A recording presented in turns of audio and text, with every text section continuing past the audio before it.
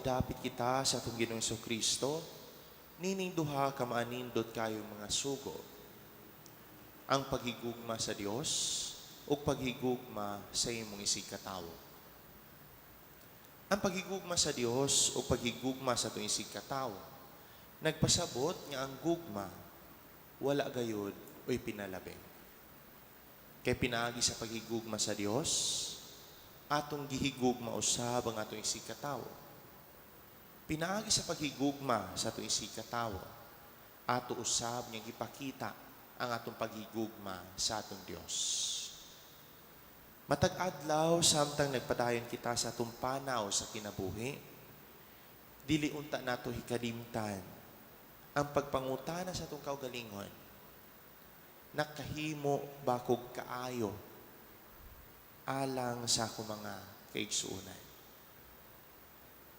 Sa atong pagtubag sa maong pangutana, kinahanglan una natong klaruhon kung nasayod ba kita sa kahulugan sa pulo nga paghigugma.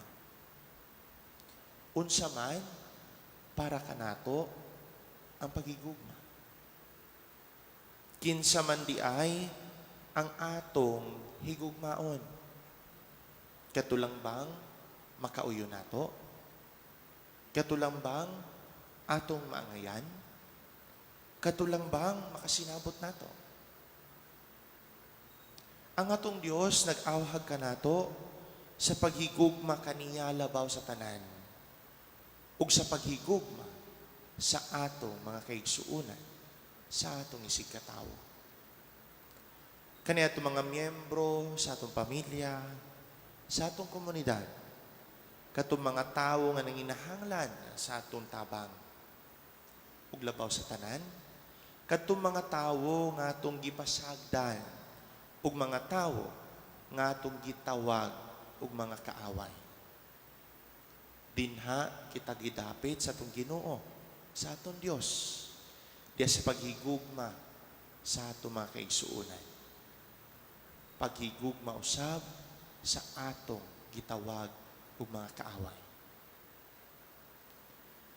Kining hagit lisod, labi na kung ang garbo dayon mao'y makabalda kanato sa pagbuhat ni inay.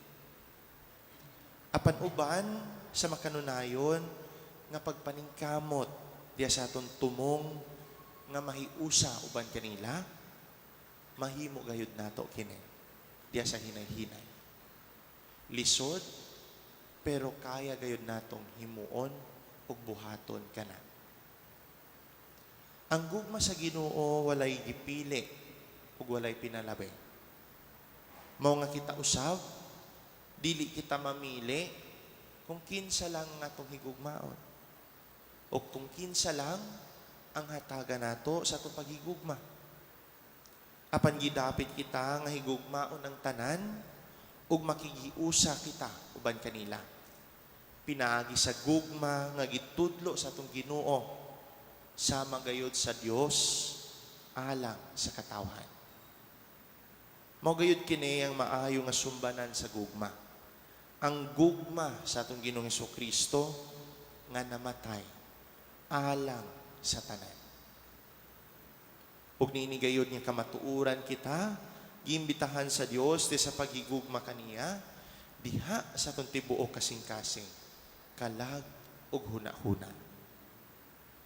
Ug aron nga mahimo nato kini, kinahanglan nga atong hinumduman ug atong pagasundon ang iyang mga sugo nga makigiusa kita kaniya diya sa pagsunod sa iyang plano ug kabubuton alang kanato.